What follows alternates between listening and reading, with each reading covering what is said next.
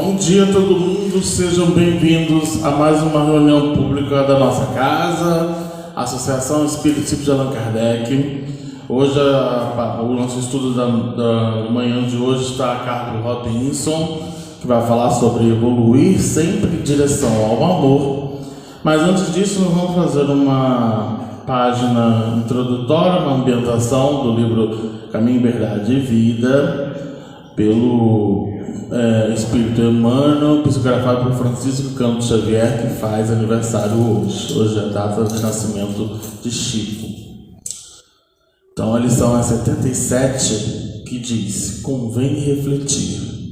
Está na lição do Evangelho de Tiago, no capítulo 1, versículo 19, que diz assim: mas todo homem seja pronto para ouvir, tardio para falar, tardio para se irar.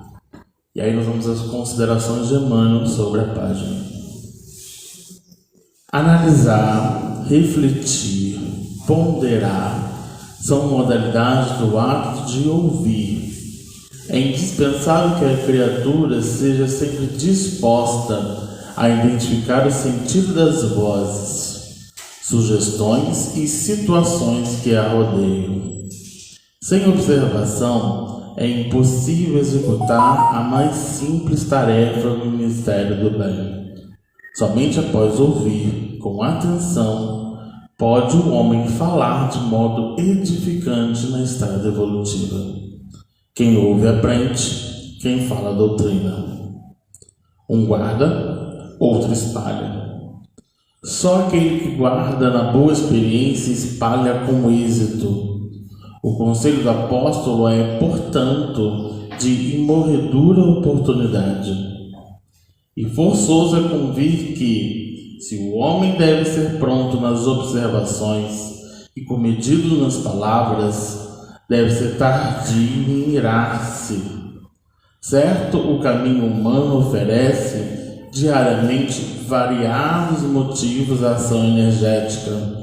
Entretanto, sempre que possível, é útil adiar a expressão colérica para o dia seguinte, porquanto, por vezes, surge a ocasião de exame mais sensato e a razão da ira desaparece. Tenhamos em mente que todo homem nasce para exercer uma função definida, ouvindo sempre.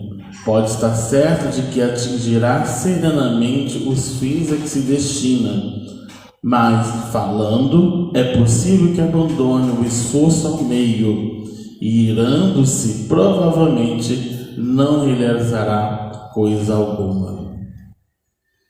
Tem umas observações bem importantes de Emmanuel, que tanto que o nome diz convém refletir. Ele fala muito da questão da gente da escuta ativa, a gente aprender a ouvir. Muitas das vezes no mecanismo da informação, às vezes quando chega uma informação para nós, a gente não escuta, ou então a gente escuta o que convém. E aí que vem a ira, aí que vem o ódio, aí que vem a cólera, E ele diz aqui para a gente ouvir, escuta, analisa, pare para pensar, Ele fala muito bem disso. Ele fala: quem ouve aprende, quem fala doutrina.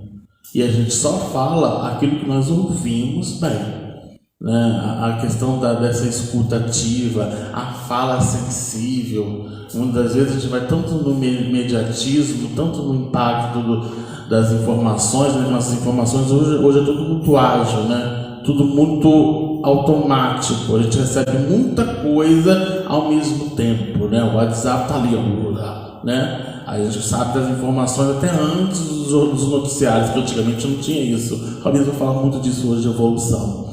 Mas muitas das vezes a gente não processa tudo isso, não eu preciso parar agora para analisar, para pensar, para não já ir vomitando tudo aquilo que muitas das vezes eu não escutei direito, ou eu não entendi direito, não raciocinei direito.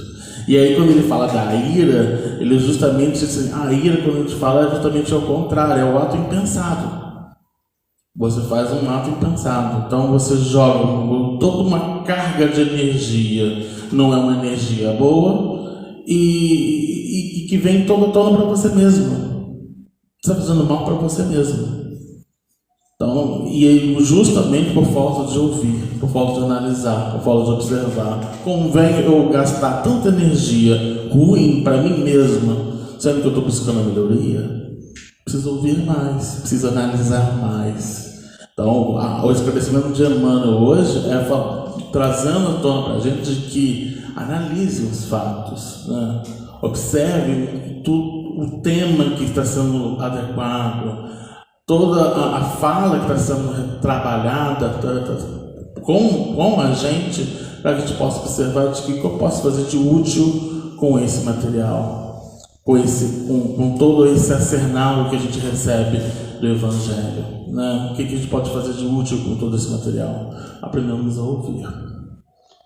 Então vamos elevar nossos pensamentos, agradecer ao amigo Mestre Jesus, a espiritualidade amiga que nos ampara, que nos protege, coordenado por nosso querido Dr. Adolfo Pedroso Menezes, por mais uma manhã significativa, da qual estamos aqui empenhados a ouvir nas falas do nosso amigo Robinson, junto com seus mentores espirituais, para que a gente possa analisar, observar a mensagem, refletir, meditar, para que a gente possa levar todo esse material, todas as palavras aqui evidenciadas, para a sociedade em aflição, para a família em aflição. A gente possa levar esses materiais àqueles mais necessitados, àqueles que almejam e desejam ter o acesso a esse material para promover a transformação íntima. Ampare a todos os trabalhadores aqui presentes, aqueles que não puderam comparecer, a todos que estão nos seus lares assistindo pela mídia social, que a gente possa promover dentro desse papel de estudo do Evangelho, estudo da doutrina espírita, promover, cumprir com a nossa administração, promovendo a transformação íntima a qual a gente foi convidado, auxiliando também esse planeta escola que também está no seu processo de transformação. Que o Senhor nos ilumine e nos proteja, hoje e sempre, que assim seja. Graças a Deus. Então nós vamos passar a palavra então para o Robinson, que ele vai falar sobre evoluir em direção sempre do amor, né? Vamos lá, Robinson.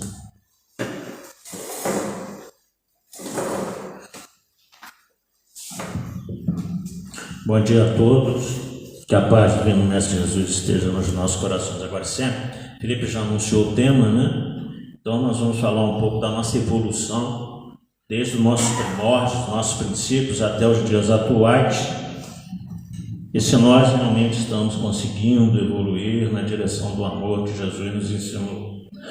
Fazendo uma viagem um pouco mais lá atrás, nós vamos lembrar que há 4,5 bilhões de anos atrás, o planeta Terra foi criado por Jesus Cristo, junto com a sua falange de engenheiros siderais.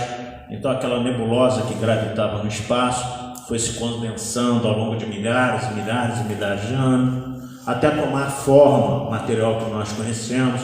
Acalmaram-se os movimentos telúricos do planeta, as tempestades, os maremotos, as mudanças geológicas do planeta. Quando tudo se acalmou e a Terra realmente passou a ter a condição de habitar todas as espécies que nós conhecemos hoje em dia, nesse momento os engenheiros siderais, o mundo espiritual começou a trabalhar nisso. Então nós tivemos as primeiras formações unicelulares, as amebas no fundo dos oceanos, que vieram saindo e constituindo outros e outros organismos.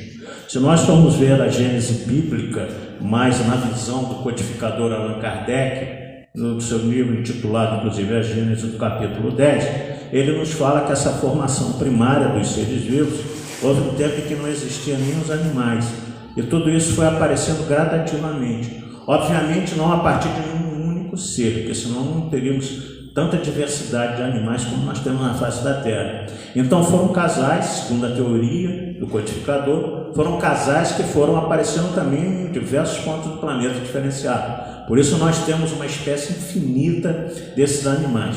E a partir desses casais, a partir do macho e da fêmea, começaram a gerar outros e outros animais conforme nós conhecemos. Então o planeta passou a ser povoado, não só pelas espécies animais, mas também pelas plantas, na sua enorme diversidade também, como nós de fato conhecemos.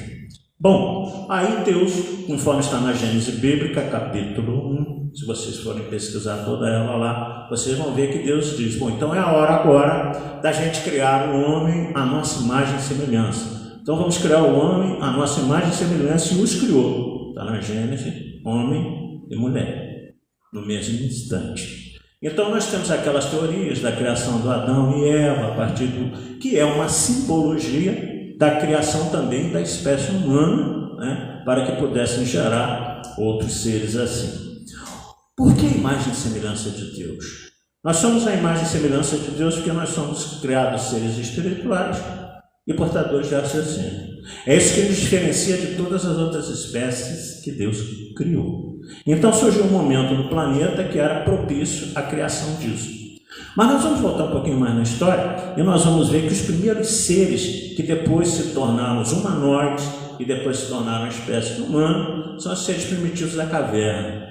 Há muito tempo atrás, a paleontologia, a antropologia acreditavam que o primeiro homem que surgiu na face da Terra, o primeiro hominídeo, ainda não homem na expressão essência da palavra, foi o homem de Neandertal. O que é Neandertal? É porque é uma região, um vale na Alemanha chamada Nieder. Então lá teria surgido esse primeiro.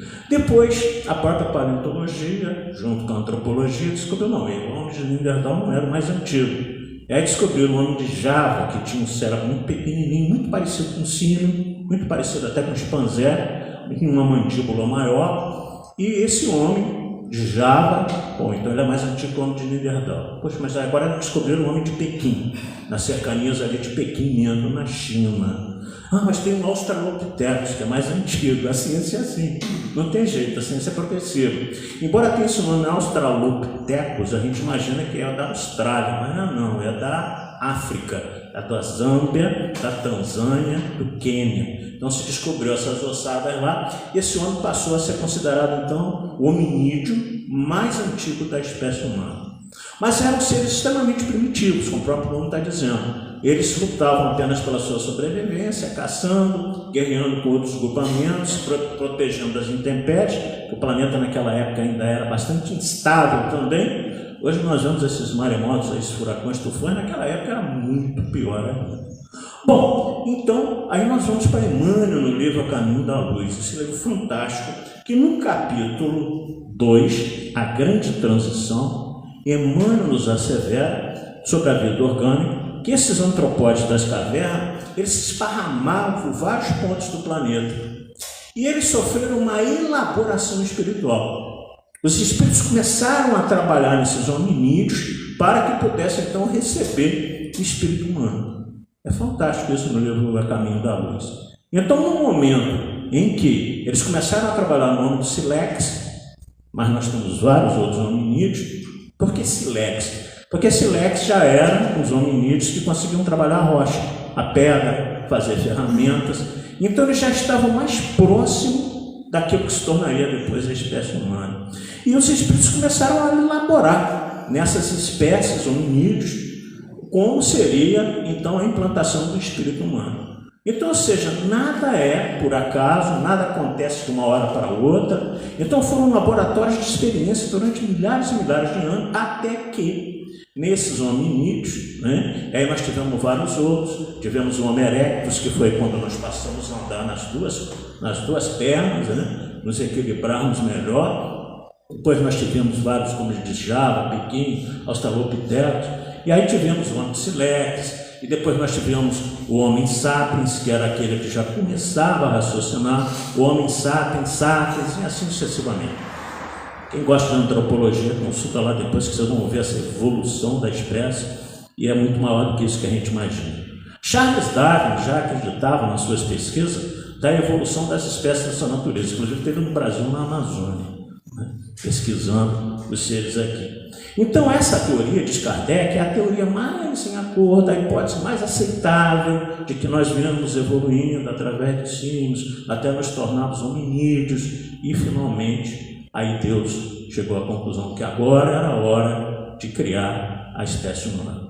Então, simbolicamente, na Bíblia nós vamos encontrar que Deus fez o boneco de barro, constituição orgânica dos seres preparados pelo mundo espiritual para receber nós, seres espirituais. E Deus soprou na narina do boneco de barro e ele se tornou ser vivente, né? Ser vivente. E quer dizer isso, é o momento em que nós nos tornamos humanos. E a paleontologia, assim como a antropologia, elas dizem que nós saímos da era primitiva quando nós começamos a escrita, quando nós começamos a escrever. Quando eles cavam lá e descobrem alguns... Então, aqueles hominídeos que já escreviam, já possuíam um certo raciocínio. Então, aí nos tornamos espécie humana de fato. Como Deus nos criou? Deus privilegiou as suas criações? Não, senão ele não seria Deus. Deus é extremamente justo.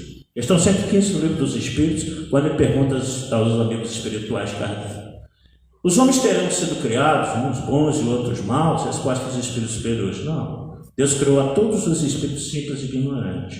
Mesma condição de evolução para todos nós. Começando do zero, simples e ignorante. Mas deu a cada um uma missão para fazê-los progredir e chegar um dia à perfeição. Felipe leu na página inicial ali, exatamente Emmanuel falando sobre isso, né? De que todos nós fomos criados com uma missão, uma tarefa, com alguma coisa a fazer. Beleza. Em função disso, nós vamos ver, na questão 118 do Livro dos Espíritos, que nós vamos avançando progressivamente. Retrogradar, não. O Espírito não retrograda, ele estaciona. E aí, será que nós estamos em que situação? Será que nós já estamos muito melhores do que há tempos atrás? Será que nós estamos estacionados? Isso vai dar análise de cada um, né? O que é que nós estamos fazendo aqui na Terra? Porque quando nós estamos no mundo espiritual, questão 258 do Livro dos Espíritos também, Kardec pergunta aos seus amigos espirituais: quando na erraticidade o espírito humano tem noção daquilo que lhe sucederá na nova oportunidade encarnatória? E aí os espíritos respondem o seguinte: são os próprios espíritos que escolhem a sua nova existência. Nisso consiste o seu livre-arbítrio, né? Nós que escolhemos. Na nossa grande maioria, quando estamos no mundo espiritual, principalmente o gênero de provas pelas quais nós vamos passar. Basicamente 4. Onde nós vamos nascer, com quem nós vamos nos consorciar, gênero de profissão e, finalmente, gênero de morte. Gênero de morte, na questão 872, no parágrafo 8, está muito claro. A fatalidade que nós temos na vida é o gênero de morte que nós escolhemos quando nós estamos no mundo espiritual. Podemos alterar? Podemos, através do suicídio, de uma série de outras coisas. Mas nós já escolhemos aquilo que nós vamos passar. E nisso, dizem os espíritos amigos, consiste o nosso livre-arbítrio. Então escolhemos estar nesse momento de enorme dificuldade pela qual o planeta está passando. Não se iluda. Transformações planetárias, em que se sai de uma condição, que nós já saímos da condição do primitivismo, quando adentramos na era do raciocínio, passamos então a experimentar um planeta de expiações e provas, porque o planeta é, na realidade, somatório dos espíritos que habitam, encarnados e desencarnados. Até o mundo de expiações e provas, porque nós somos espíritos ainda atrasados. Se nós fôssemos espíritos que já alimentássemos mais o amor dentro de nós, já conseguíssemos viver o amor um para com os outros, a Terra já teria evoluído para um mundo de regeneração. Vai ser agora em 2057, será? Eu me questiono várias vezes sobre isso, porque vai depender de nós. A previsão é dos espíritos, sim, Chico Xavier falou isso no programa Pingar Fogo da extinta TV Tupi no ano de 1971. Emmanuel, aqui ao meu lado, está dizendo que a Terra passará para a regeneração por volta do ano de 2057. Vai depender de quem? De nós. Será que nós já estamos realmente preparando-nos para sermos espíritos regenerados? Não espíritos com toda a situação moral resolvida. Isso não é característica do mundo de regeneração. É característica do mundo celeste, do mundo de Deus. Então ainda nos falta bastante para que nós chegamos lá. Mas nós escolhemos estar. No momento em que tem pandemia, em que tem guerras, tem confusões políticas de tudo quanto é natureza, né? Como é que nós estamos nos portando dentro dessas situações? Aí é que é o questionamento. Será que nós estamos em paz conosco mesmo e passando paz para as outras pessoas? Ou será que nós estamos aflitos, descontrolados e passando tudo isso para as outras pessoas? Nós estamos num momento grave, o momento da terra. Então, será que nós estamos realmente tendo cuidado com relação a isso? Aí chegamos no capítulo 11 do Evangelho segundo o Espiritismo. O próprio Espírito Lázaro, numa comunicação em Paris, no ano de 1862, nos fala dessa evolução. Então, Lázaro nos fala lá nas instruções dos Espíritos que o amor resumia a doutrina de Jesus inteira. Há 2.000 anos atrás ele veio nos pregar, né? O amor como uma condição natural para que nós pudéssemos crescer. E aí continua Lázaro. E o amor resume a doutrina de Jesus inteira, visto que esse sentimento, né, por excelência, é o sentimento por excelência, o amor. É o maior sentimento que nós possamos adquirir. E os sentimentos são o que, diz Lázaro? Os sentimentos são os instintos elevados à altura do progresso realizado por cada um de nós. Então, ou seja, aqueles instintos que nós temos lá atrás, progredindo neles, nós vamos um dia atingir a condição do amor. E aí Lázaro nos faz ver de novo a evolução, né? Em sua origem, o homem só tinha instintos. Então, ou seja, lá atrás Lázaro nos fala dos homens das cavernas, só tinha instinto, reagia às coisas que aconteciam na natureza. Quanto mais avançado e corrompido, o homem tinha sensações. O que isso quer dizer? Aí o homem já conseguia sentir o que dava bem-estar, o que não dava bem-estar, já conseguia ter esse tipo de sentimento que ainda não era um sentimento maior, de raciocínio mais elevado. E aí Lázaro complementa, né? Quando instruído e depurado, ele tem sentimentos. E o ponto delicado do sentimento é o amor. Só que Lázaro nos fala o seguinte: não esse amor individualista de um para o outro, mas ele poetiza, né? Esse sol ardente que nos junta a todos e que a gente passa, né, a ver muito mais as outras pessoas do que a nós mesmos, resumindo. A lei de amor substitui a personalidade nossa pela fusão dos seres, quando nós aprendemos de fato a amarmos uns aos outros. E quando Jesus pronunciou a palavra amor, naquela época os próprios sobressaltaram, porque até a vinda de Jesus não havia amor.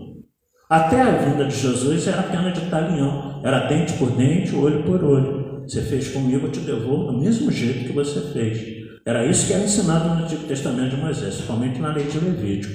Então, quando Jesus veio falar do amor, né? E os seguidores do Cristo se deixaram molar. Foram para as arenas serem trucidados pelas feras, foram queimados nas fogueiras, nos achotes, verdadeiros achotes vivos, feitos por Nero, e eles iam felizes, eles iam cantando para a arena. Por quê? Porque entendiam que estavam de fato seguindo aquele que veio trazer que a vida não acaba aqui, que a vida continua. E se nós amarmos de fato com muita intensidade, nós conseguiremos evoluir a tal ponto que seremos felizes ainda nessa terra, não plenamente felizes, que não é a condição natural do planeta Terra. Mas aí continua então o nosso amigo Lázaro nos dizendo que essas pessoas, elas tinham uma felicidade, um encantamento com Cristo que fazia com que elas de fato sofressem tudo aquilo que sofreram sem reclamar.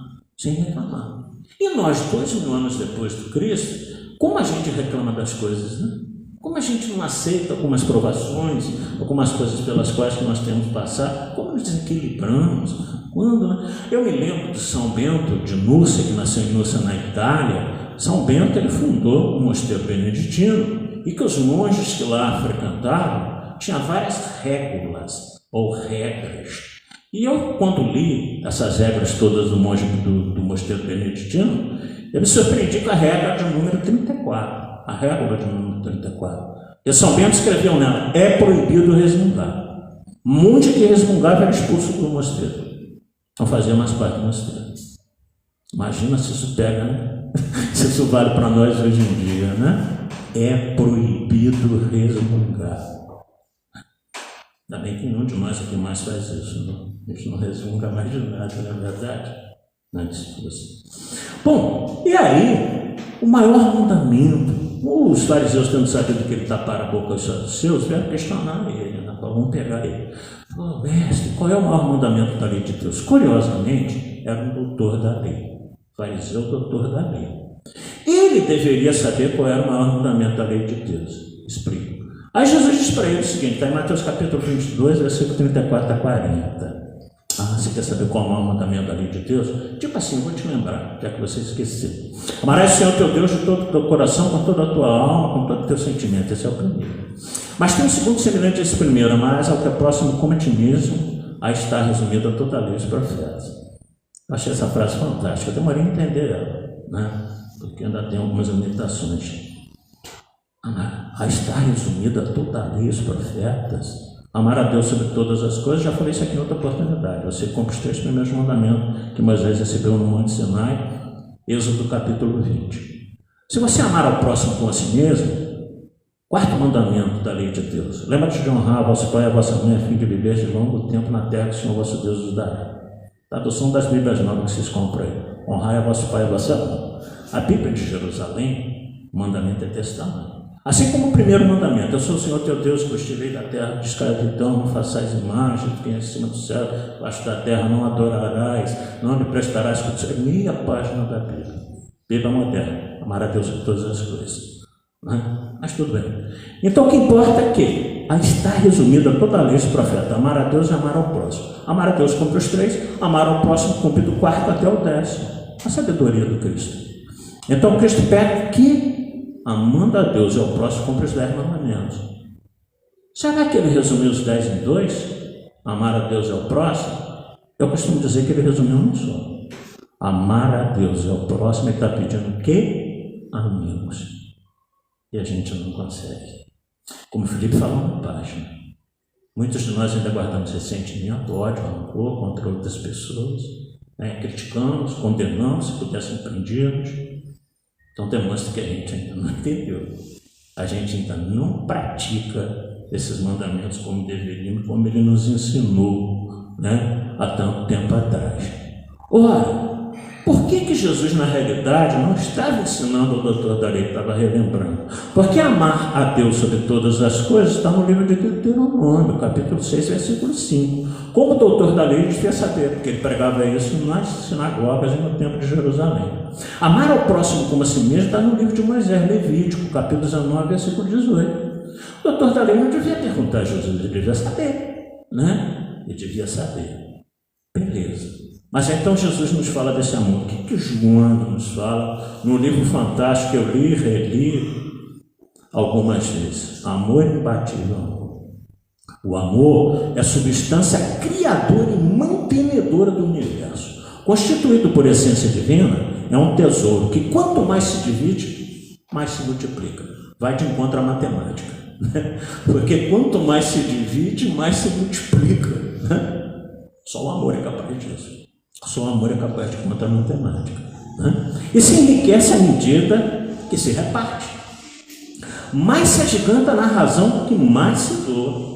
Quanto mais se doa o amor em nós, mais se agiganta. Fixa com mais poder, quanto mais se irradia. Aí nós lembramos de Francisco de Assis, um dos maiores símbolos de Jesus que viveu nos idos de 1100, na Idade Média. Na beleza da sua oração, quando ele diz assim: Pai, permita que eu ame mais do que eu seja amado. Porque a questão é essa. É bom quando a gente ama, não quando a gente é amado, eu costumo dizer. Quando alguém me ama, eu tenho que retribuir de alguma forma. Mas quando eu amo sem esperar nada em troca, é isso que me felicita.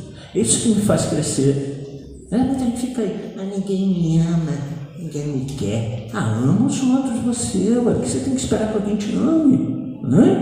Ame aqueles que estão necessitando de ajuda, de carinho, de um ombro amigo.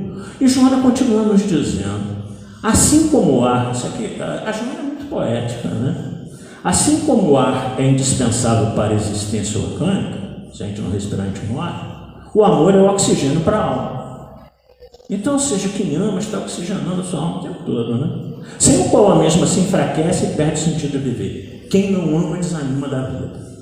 Quem não tem um objetivo maior desanima da vida. Não tem como. É imbatível porque sempre triunfa sobre todas as vicissitudes e ciladas da vida. A vida pode nos armar todas as vicissitudes, todas as ciladas, muitas delas a gente cai, porque a gente é imprevidente, porque a gente não cumpre Marcos, quando ele nos fala lá, Mateus também, né? Vigiai e orai. Eles colocam a necessidade da vigilância antes da oração. Não adianta você estar orando e estar sendo obsidiado, não está percebendo. Não adianta você estar orando e estar com pensamentos infelizes, não está percebendo. Então você tem que, opa, peraí, alguma coisa está acontecendo. Eu não quero pensar sobre isso. Isso é vigiar. É você reter e tirar da sua mente. Bom, mas, há muito tempo atrás eu li um livro também chamado O Banquete, escrito por Platão, discípulo de Sócrates, que Sócrates, como Jesus, não escreveu nada. Platão dá uma bonita definição sobre amor e Eros, porque ele diz que o amor era confundido com Eros na antiguidade mitológica da Grécia. Eles acreditavam que Eros era o deus do amor. Isso foi durante milhares e milhares de anos. Depois chegou-se à conclusão, não, que Eros não é amor, era paixão, porque o Eros é a sensualidade. Então não pode ser amor, é paixão, porque paixão é diferente de amor, não é? Então a gente, quando ama, é completamente diferente dessas coisas que andam por aí. Na realidade, as pessoas apaixonam-se umas pelas outras e não amam como deveria. Então assim, eu te amo, mas se você me deixar, eu te mato. Que raio de amor é esse, né? Então o nome disso é paixão. Desequilibrante, amor não. Então, na realidade, a mitologia grega começou a partir do século VI a.C. a colocar Eros na figura da paixão, muitas vezes das paixões desequilibrantes.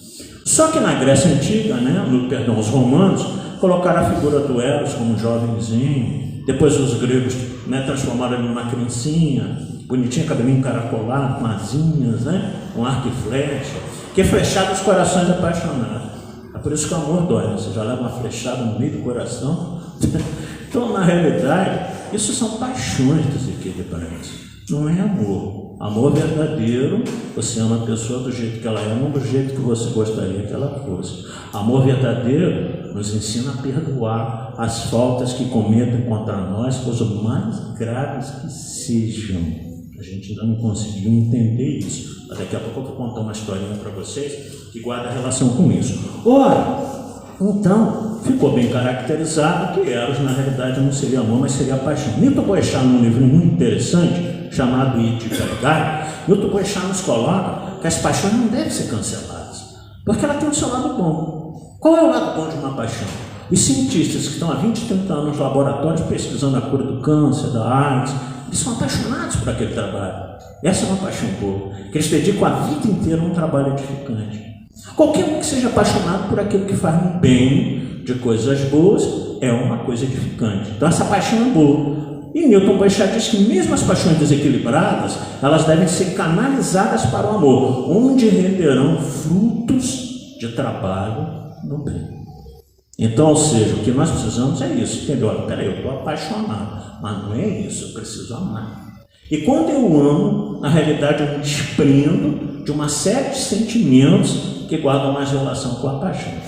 Eu tenho um amigo meu que ele falou uma vez, eu penso, o problema é esse. A pessoa fala assim, eu estou perdidamente apaixonado, já está perdido desde o início, O ideal seria que a gente estivesse achadamente apaixonado, mas a gente já está perdido desde quando começa a coisa, e aí não pode dar certo. Bom, mas aí nesse capítulo 11, nós saímos para o capítulo 12, Amar aos vossos inimigos. E aí o que Jesus coloca lá para nós, para ser preciso na informação, capítulo 12 do Evangelho segundo o Espiritismo, está em Mateus capítulo 5, versículo 20. Jesus nos diz assim, aprendeste que foi dito, amarás o vosso próximo e odiareis, amarás os vossos amigos e odiareis os vossos inimigos.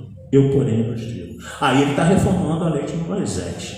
Eu, porém, vos digo, amai aos vossos inimigos, amai aqueles que vos perseguem, caluniam, porque Deus faz com que o sol brilhe sobre todos, que a chuva brilhe de chuva sobre todos, porque se assim não procederes, que fazerem mais do que os publicanos, que fazerem mais do que os pagãos, resumindo o ensino de Jesus. Se não fizermos isso, amar aos nossos inimigos, não entraremos no reino dos céus. Gente, quanta dificuldade que nós temos de amar as pessoas que nos prejudicam, Fica assim, mas você não sabe o que fez comigo, Foi tão grave assim, né? Você nunca conseguiu perdoar? E aí eu quero contar uma historinha para vocês, como eu disse. Há um tempo atrás, eu vi na internet, a internet hoje é um capital de conhecimento muito grande, né? De um cidadão que é considerado o segundo maior serial killer dos Estados Unidos da América. O nome dele é Gary Ridgway. E ele, né, no condado de King, em Washington, nos Estados Unidos, começaram a aparecer vários cadáveres de mulheres, a maioria delas prostitutas, mas muito jovens. E a polícia tentou de tudo quanto é jeito achar, porque depois de uma sequência de 10, 12 assassinatos, que os corpos apareciam na beirada desse rio, uma floresta, por isso que ele é chamado na internet o assassino de Green River, que é o Rio Verde, que tem no condado de King, em Washington, nos Estados Unidos. Aí começaram a perceber, não se trata de um assassino em série. E pesquisa daqui, vai dali, um dia prenderam o Gary Ridgway. Aí levaram ele para passar pelo teste da verdade, né? Naquele aparelho que os americanos usam lá. Só que ele era um psicopata. Os psicopatas e os sociopatas, a psiquiatria nos assevera, eles não têm sentimento algum. Aquela máquina, ela só funciona se você estiver sendo interrogado e o seu cérebro dá uma fraquejada na sua resposta. Ela acusa que você está mentindo. Psicopata não tem isso. Então ele respondia todas as perguntas com absoluta firmeza. 2 vezes ele foi submetido ao teste da verdade, passou. A polícia liberava ele. Ele voltava a matar. O primeiro homicídio dele foi de uma jovem de 16 anos, no ano de 1972. Ele abandonou ela na floresta. E ele tinha por norma, depois de estuprá-las, fazer sexo com elas, enforcá-las. Todas as vítimas dele ele enforcou. Algumas com a própria peça íntima delas. O negócio é cruel, né? E eu assisti 1 hora e pouco de toda a história dele. Acontece o seguinte, que um belo dia, em função do DNA, que ele permitiu que se tirasse da saliva dele, do cabelo, em 4 cadáveres acharam o DNA dele. Agora não tem jeito, é ele mesmo. Aí pegaram ele, prenderam ele. Para que ele não fosse, resumindo a história, conduzido à pena de morte, ele resolveu cooperar com a polícia, esclarecer. Ele disse que ele teria matado entre 61 e 71 mulheres, no mesmo processo. Tão psicopata que algumas vezes ele voltava na cena do crime e fazia sexo com o cadáver que ele havia matado. Necrofilia o nome disso, né? Então, totalmente psicopata. Mas a história dele é longa, eu não vou contar aqui, não dá tempo. Traumas lá da infância, uma série de coisas, né? Ele tinha dislexia, não conseguia aprender, a mãe judiava, uma série de problemas. Mas a história é longa, senão a gente palestra inteira ocupando com a história do Gary Ridgway. Aí acontece que ele foi preso, né? E ele se lembrou perfeitamente, contou para as autoridades policiais, 49 homicídios. Mesmo esquema. Levava as mulheres para uma floresta, fazia sexo com elas e depois enforcava. E o policial perguntou, mas teve uma vez que seu filho de 6 anos estava na caminhonete com você. E você entrou para o mato e matou a mulher. Ele viu? Aí o Gary falou assim, não, ele não viu. E se ele tivesse visto? Seu filho tivesse visto? Eu matava ele também, né? Então, ou seja, a gente poderia classificar como uma verdadeira besta humana. E ele foi então na RAM, foi condenado não à pena de morte, porque ele cooperou com a polícia. Ele pegou 480 anos de prisão, né? No ano de 2003. Ele está preso hoje, porque lá nos Estados Unidos, 480 anos de prisão sem direito à liberdade condicional, né? Um pouquinho diferente da lei daqui, né? Então ele vai morrer na cadeia, só não vai ser executado. Hoje, ele fez agora em fevereiro 74 anos. Está presinho, vai ficar até morrer, né? Aí o que acontece? Como ele cooperou com a polícia, ele teve direito a isso. No julgamento nos Estados Unidos também é um pouquinho diferente daqui. As vítimas que sobreviveram, os parentes da vítima participam do julgamento. E elas têm direito de ficar frente a frente com o assassino e manifestar. Então, um pouco dos gente, vocês entram no YouTube que vocês vão ver lá, o assassino de Green River, e vocês vão ver alguns vídeos. Algumas que subiram para encarar ele, Tem uma que até espuma na boca, assim, né? Seu monstro, se eu pudesse eu te picar em pedacinho, tu vai morrer no quinto dos infernos, miserável, né? Todas que subiam lá falavam com ódio dele. Ele, sentado do lado do policial, olhando assim, desdenhando, psicopata, não tem sentimento, desdenhando o depoimento dela. Mas sobe um senhor, cabeça totalmente branca, barba branca, de suspensório. Ele sobe no púlpito, fala assim: senhor Guedes, eu sei que todos aqui no tribunal te odeiam, mas eu não me incluo entre eles. O senhor está me colocando numa situação muito difícil, porque Deus me ensinou a perdoar. E apesar do que o senhor fez com a minha filha, né, eu te perdoo. Sinta-se perdoado por mim. Pela primeira vez o psicopata chorou copiosamente. E você vê a cena dele olhando o depoimento desse senhor, ele abaixa a cabeça e começa a enxugar com o lenço. Talvez pela primeira vez na vida ele tenha chorado. Por que nós estamos colocando isso? Olha o que o amor é capaz. Um pai dilacerado por uma filha assassinada de uma forma tão cruel conseguiu perdoar o assassino. O coração, a voz dele embarga no vídeo, mas, meu Deus, pediu para perdoar, e eu te perdoo. Senhor Guedes, você deve se perdoar, né? E nós, meu Deus do céu, o que aconteceu com a gente? Que a gente não consegue perdoar, né? Diante de uma situação dessa. E nós vemos nessa história do Gary Ridgway como o amor de Deus é capaz de mudar as pessoas pelo perdão. A partir dali, sabe o que ele fez? Ele foi diante do juiz em lágrimas chorando: eu peço desculpa a todas as mulheres que eu matei. E eu peço desculpa a todas as famílias em que eu fiz tanto sofrer. Aquele espírito, com certeza, a partir daquele momento, ele começou a se arrepender. Simplesmente por uma demonstração de perdão, de amor que alguém dedicou a ele, né? Então olha como Deus transforma a vida das pessoas através do perdão, através do amor. Difícil. Nelson Mandela ficou 27 anos preso, quase 28. Nelson Mandela tinha 1,90 m de altura, 1,90 m, alguma quase 2 metros. E ele ficava muitas vezes preso numa cela solitária de 1,5 m. Então ele não conseguia dormir esticado, ele dormia curvado, né? E ele dizia uma coisa muito interessante: ninguém nasce odiando outra pessoa pela cor da pele, por sua origem ou pela sua religião. Para odiar as pessoas é preciso aprender. E se as pessoas podem aprender a odiar, elas podem também ser ensinadas a amar, né? Pedro, na sua primeira carta, capítulo 4, versículo 8: tem diante de tudo ardente amor um para com os outros, porque o amor cobre uma multidão de pecados.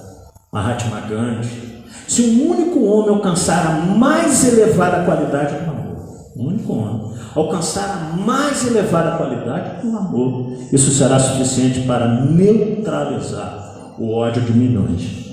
Mahatma Gandhi libertou a Índia e o Paquistão do tacão escravagista da Inglaterra sem agredir ninguém, nem com palavras.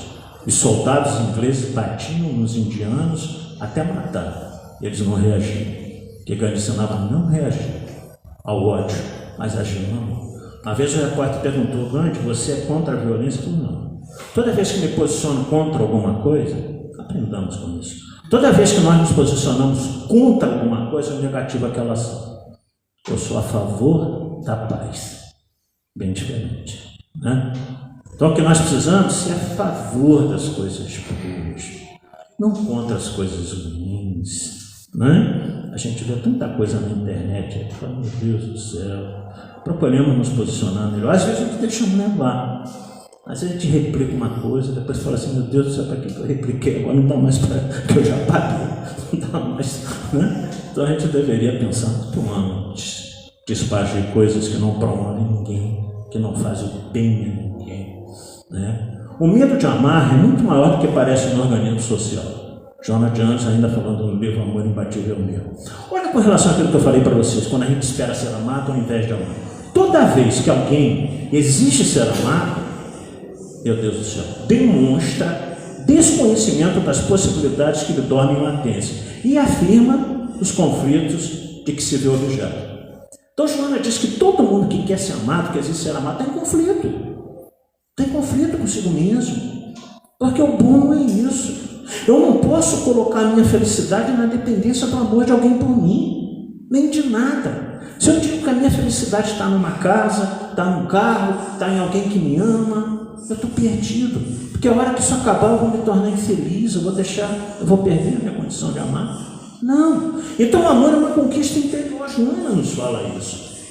O amor desempenha um papel preponderante na construção de um ser saudável. É resultado de processos emocionais amadurecidos, vivenciados para a conquista de nós mesmos.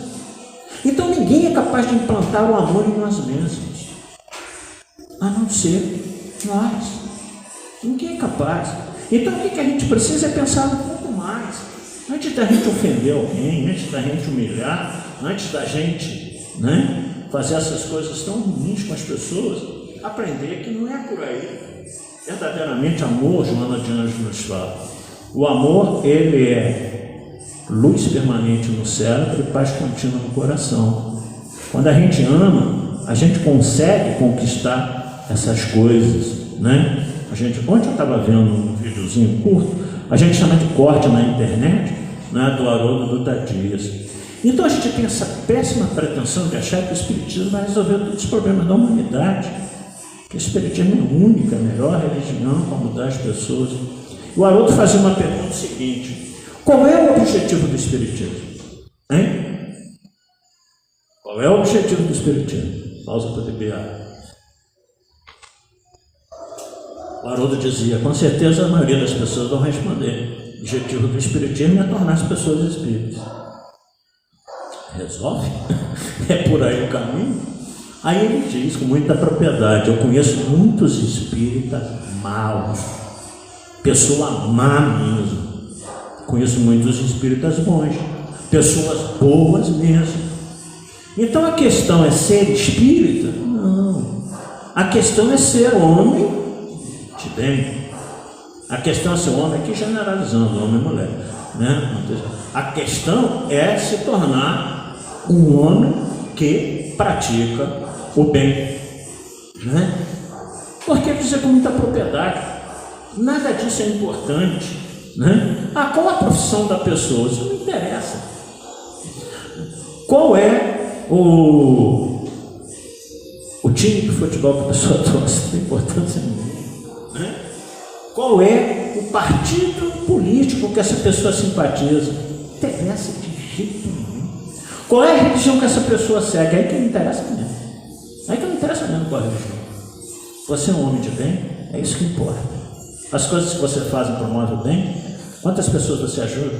Quantas pessoas você leva paz, você leva carinho? Quantas pessoas você deixa elas imperturbáveis pela sua convivência? Então isso é que interessa. Essas outras coisas, tudo temporário, tudo passageiro, tudo da vida, tudo faz parte do planeta. Joana de Anjos continua nos dizendo uma parte aqui muito interessante: quando vejo o amor nos sentimentos, não há lugar para o ressentimento. Quando nós amamos, nós não damos espaço para o ressentimento. Eu já devo ter falado aqui em outra oportunidade também. O padre Fábio de Mello, uma vez numa pregação dele sobre o ódio, ele disse uma coisa que eu jamais esqueci. Ele falou assim: nós não fomos criados por Deus lata de lixo para guardar sentimentos estragados. Não fomos criados por Deus lata de lixo para guardar esses sentimentos ruins. Não fomos. Nós fomos criados para ascender nessa escala evolutiva, sempre buscando o melhor. Não para nós, melhor para os outros, que consequentemente o bem que a gente faz reverte para nós mesmos. Então nós fomos criados por Deus vasos de flores, para espargir perfume às pessoas que com a gente convive. Essa frase é minha, não é do padre não, senão o padre ficava com mérito de tudo também, Deixa eu encaixar alguma coisa minha aí na história do padre, Então o padre fala da lata de lixo. E realmente, como é que espírita, ainda consegue guardar esse tipo de sentimento. Desculpe, não dá para entender. O homem maduro psicologicamente é saudável, por isso ama-se e perdoa-se quando se surpreende em erro. Gente, pelo amor de Deus, eu ainda não consigo não, eu fico me torturando quando eu erro, mas vocês não têm noção. Eu me torturo, eu fico, o que eu fiz, por que eu não pensei muito? Eu sofro muito com meus erros, mas continuo cometendo, né? Eu sou imperfeito. Pois que percebe que não é um ser especial ou algo irretorquível. Então nós precisamos entender isso, nós não somos seres especiais e nem irretorquível para não admitirmos os nossos erros. Soframos com eles, mas procuramos não errar mais. Então a gente tem uma mania de querer achar que nós somos o protótipo de perfeição que Deus criou. O problema é colocou nos outros. Já viram isso? Quando tem problema as pessoas convivem com a gente, né? Nós não. Está faltando espelho em casa. Se acordar de manhã e falar, ei rapaz, né? Você também erra pra caramba, hein? Né? Então, para de criticar os outros um pouquinho, né? Analisa o quanto você precisa mudar. Deixa os outros mudarem a si mesmo. Se você tiver condição de ajudar, ajude. Mas daqui querer implantar nos outros aquilo que você acredita ou pensa, é uma distância muito grande. Até porque será que você pensa que você acredita é o mais correto? Você tem todo o dom dos acertos do mundo, da perfeição. Eu costumo falar em algumas palestras por aí, gente, as pessoas ficam procurando alguém perfeito para conviver. Não tem na Terra. Não tem na Terra. Tem pessoas que já atingiram um grau enorme do amor, como fala aqui Mahatma Gandhi. Felipe lembrou, hoje é aniversário de nascimento, 2 de abril de 1910, nascia Francisco Cândido Xavier, Chico Xavier. Esse atingiu. Esse conseguiu fazer o que a Joana fala. Esse conseguiu viver a sua vida inteira no amor. Porque só pensava coisas boas, só falava coisas boas, só agia bem. Verdadeiro símbolo de Jesus, como foi, né, Francisco de Assis na Idade Média. Você está falando de Chico Xavier, eu estou tão distante, né? Ele conseguiu. Jesus nos fala em João capítulo 18, no mundo tereis aflições. E como as aflições estão perturbando o nosso dia a dia. Como as aflições estão nos deixando desequilibrados psicologicamente. Só que a gente se esquece da conclusão da fala do Cristo. No mundo tereis aflições. Pelo amor de Deus, não como eu ouvi há tempos atrás. No mundo só tereis aflições. Por isso que a gente que ocupa a oratória aqui tem que ter muito cuidado com as coisas que a gente fala. E foi um orador famoso. No mundo só tereis aflições. Eu falei, meu Deus do céu. Eu estou no mundo espiritual, eu posso escolher a minha volta, né? Está na questão 258. Aí os espíritos falam assim, ó, só vai ter aflição. Ai, não vem. Eu vou arrumar uma confusão lá, só vai ter aflição. O que eu vou fazer lá no planeta Terra, né? Aí eu vou brincar com o mundo espiritual. Só que o correto não é isso. No mundo tereis aflições. Viu? Como é que Jesus completa a frase? Mas tem bom ânimo, porque eu venci. Então, nós ensinando enquanto discípulos dele, que a gente pode vencer essas mazelas, que a gente pode se tornar melhor, desde que coloquemos amor na nossa vida, desde que passemos a amar as pessoas como elas são, não do jeito que a gente gostaria que elas fossem. O que eu acabei de falar, a gente fica procurando perfeição nos outros, não tem. Planeta de expiações e provas não tem perfeição. E pelo amor de Deus, se vocês acharem alguém perfeito, por um azar aí que caiu de algum planeta aqui na Terra, perfeito, que não vai ter, né? Mas se vocês acharem alguém perfeito, coloca, deixa em paz. Não estraga não, porque não é quem perfeito. Aí quando vem o perfeito, não vai estragar o perfeito, né? Então, ou seja, não tem essa mínima chance. Agora, assumamos os nossos erros, como Joana diz aqui, que nós somos seres falhos, trabalhemos eles. Errei de novo, diz a música popular, levanta, sacode a poeira e dá a volta por cima, né? Agora, paremos definitivamente de julgar os outros, que nem o Cristo fez. Paremos com isso, né? Que a gente possa entender que cada um está num estágio evolutivo diferenciado do nosso. Uns já têm mais capacidade de amar, outros nem tanto, né? Então a gente vê toda essa violência aí fruto desse momento de transição. Parece que abriram as portas do inferno e soltaram a capetada. É verdade, é verdade. Porque Deus está dando a última oportunidade para muitos desses espíritos aqui estarem nesse momento de transformação. Muitos deles estão falhando de novo. Fazer o quê? Né? Para a gente caminhando para o nosso final, uma vez eu estava vendo uma chargezinha, deixa eu ver se eu acho aqui também. Charlie Brown e os Snoopy, os mais antigos, lembram daqueles quadrinhos, né? O Charlie Brown e os Snoopy. Eles estavam sentados na beirada do mar, Charlie Brown olhando as perninhas dele lá. Aí o Charlie Brown, sempre muito pessimista, né?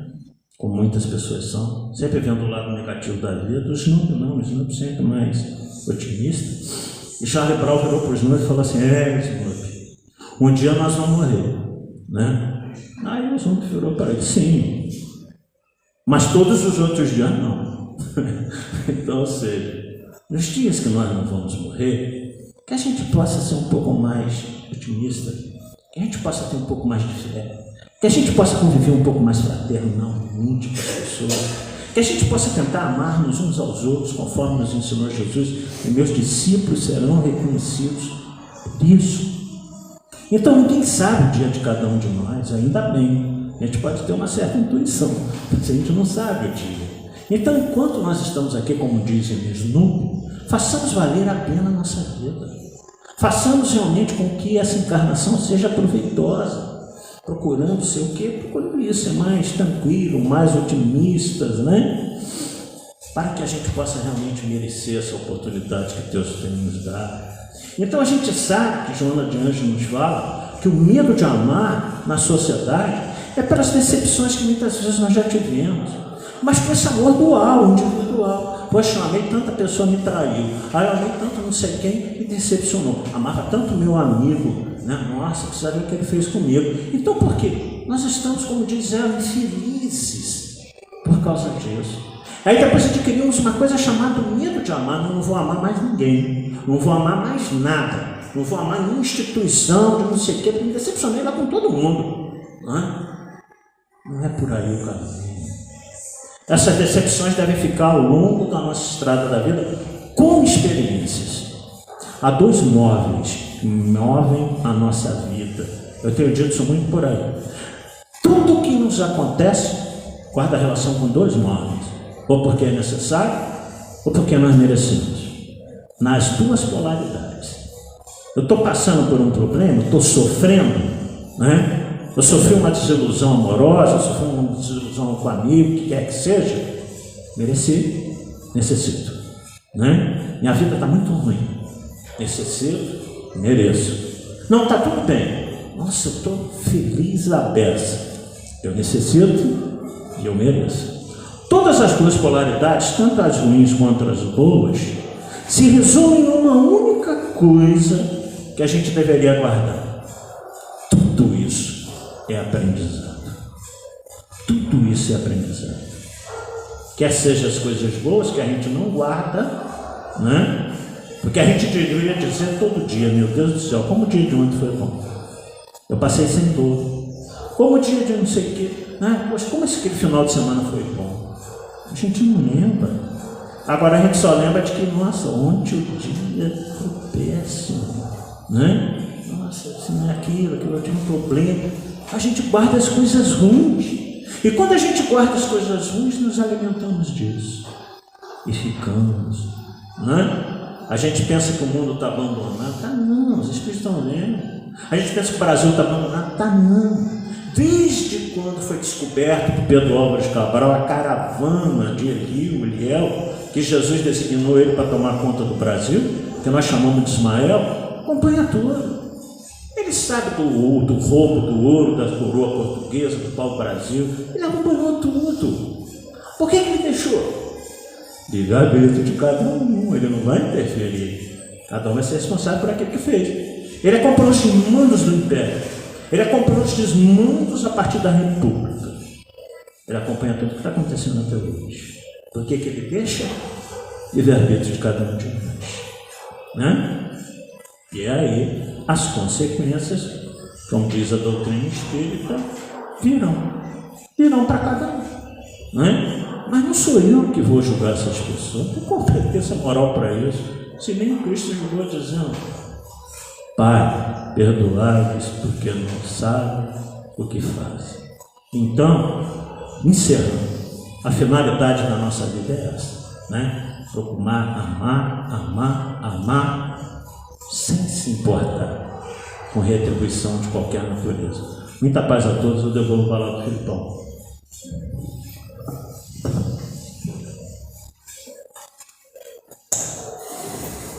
Bora amar, galera. Mas para a gente entender o que é amor, precisamos ler a lei do amor também, né? Que ali tem 3 espíritos que explicam direito o que é amor, que a gente entende de forma equivocada. Bom, alguns recadinhos. Próxima palestra na quarta-feira com a Abimailton. E aí, atenção, gente, próximo domingo a palestra não vai ser aqui. A palestra vai ser no André Luiz, porque no próximo sábado já inicia a Semana Espírita de Volta Redonda. Então, próximo domingo, a palestra vai ser no Centro Espírita André Luiz. E importante, nesse domingo, no próximo domingo, a palestra vai ser com o Jorge Alahá, de Rondônia, vindo para cá só para prestigiar a Semana Espírita. No domingo é seminário, vai ser uma palestra mais esticada. Então não é uma palestra, é um seminário com o Jorge Alahá. Quem quiser o almoço, vai ser oferecido um almoço no Centro Espírita André Luiz, que é um menu com fricassê de frango.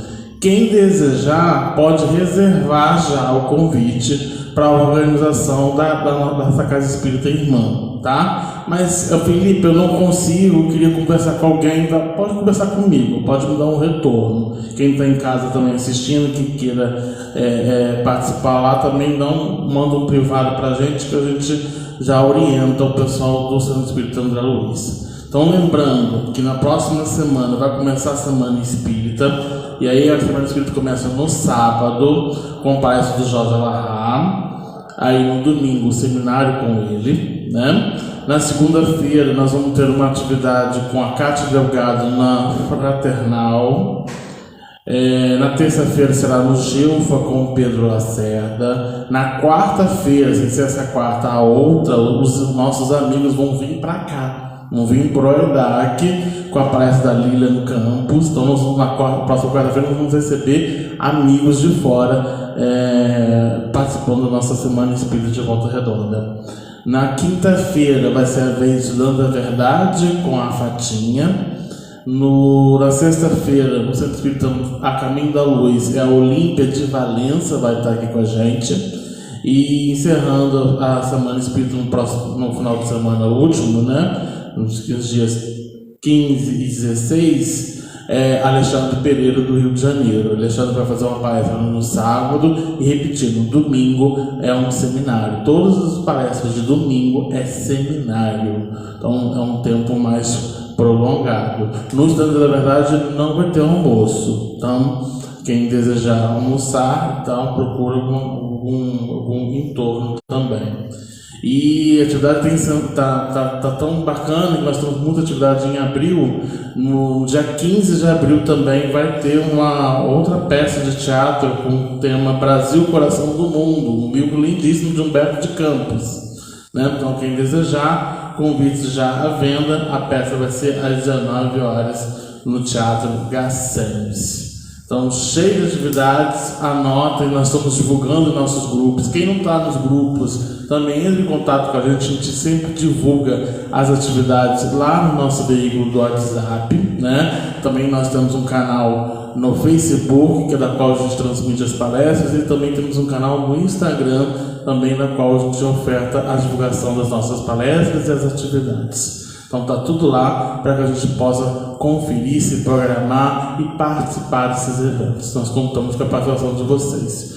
Repetindo, próximo domingo a palestra não será no EDAC, será no Centro Espírita André Luiz. Onde que é o André Luiz, Felipe? Na Casa de Pedra, né? Não tem erro. Indo em direção à Casa de Pedra, primeiro a Casa Espírita que você vê ali é o André Luiz, não tem erro não.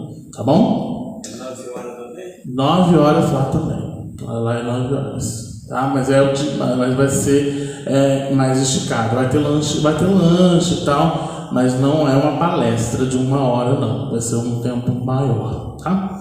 E vamos prestigiar o nosso irmão que vem de fora, né? Ele vem lá de Rondônia. É Rondônia mesmo, né? Rondônia. Então ele vem de longe pra cá. Mas na verdade ele não vem de Rondônia, não, tá? Ele vai estar em Curitiba. Ele vai estar fazendo alguma atividade em Curitiba. Vamos lá. Então vamos elevar nossos pensamentos e agradecer ao amigo Mestre Jesus pela oportunidade bendita de estarmos nessa casa de caminho, aprendendo e refletindo um pouco mais das lições desse Evangelho. Gratos por receber todas essas informações e que possamos sair daqui nos preparativos para a implantação da regeneração desse planeta escola, levando as sementes para colher frutos numa sociedade regenerada, na união e integração da família. Que possamos, em nossa comunhão de pensamentos, nessa transmissão de pensamentos, canalizar as nossas energias aos nossos irmãos que estão passando em fases de aflição, perturbação, sofrimento, que a gente possa, nesse círculo de vibrações, auxiliar esses irmãos, dando bálsamo, dando energia, para que a gente possa prosseguir sempre em frente a nossa transformação íntima, colaborando com essa regeneração. Que o Senhor nos abençoe e nos proteja, hoje e sempre, que assim seja, graças a Deus. Aqueles que desejarem o passe, só aguardar que serão chamados, tá? Tenha todo mundo um bom dia.